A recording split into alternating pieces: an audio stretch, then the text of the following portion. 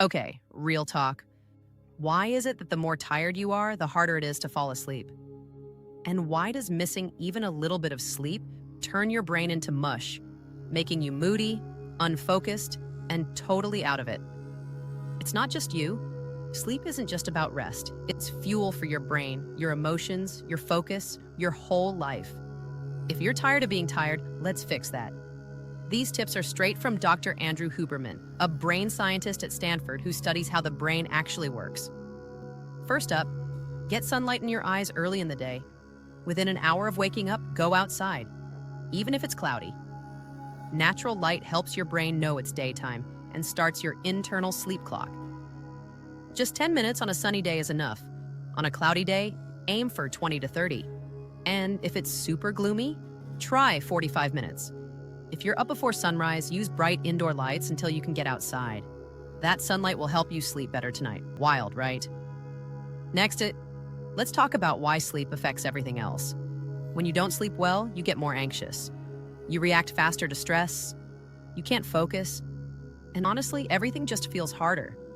It's not about being weak. It's about your brain running on empty. Sleep is the reset button. If you want to stay calm, be confident, or feel in control, sleep is your secret weapon.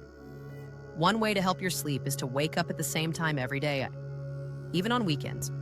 Your brain loves rhythm. Going to bed and waking up at the same times helps your body know what to expect. When you feel sleepy, go to bed. Fighting it just makes it harder to fall asleep later. Now, about caffeine. Coffee, energy drinks, soda, they can all mess with your sleep, even if you drink them in the afternoon. Caffeine stays in your system for 8 to 10 hours. That means your after-school energy drink could still be keeping you up at midnight. Try cutting off caffeine after lunch and see how your sleep changes. And speaking of staying up, the lights in your house or phone screen could be confusing your brain. Between 10 p.m. and 4 a.m., your brain is extra sensitive to light. Bright lights at night can stop your body from making melatonin. That's your sleep hormone. Try using dim lamps, turning on night mode, or shutting off screens an hour before bed. Your brain will thank you. If you wake up in the middle of the night and can't get back to sleep, don't panic. Try something called NSDR, non-sleep deep rest. You can find it on YouTube.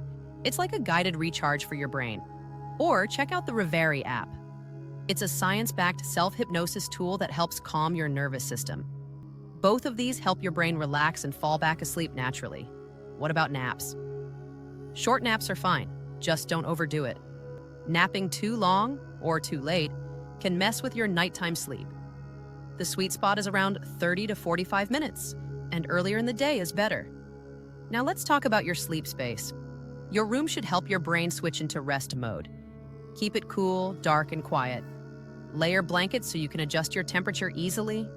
And yeah, try not to fall asleep with your phone in your hand. I know it's hard, but trust me, it makes a difference. One more thing, skip the quick fixes. Alcohol and most sleep meds might help you fall asleep fast, but they mess with deep sleep.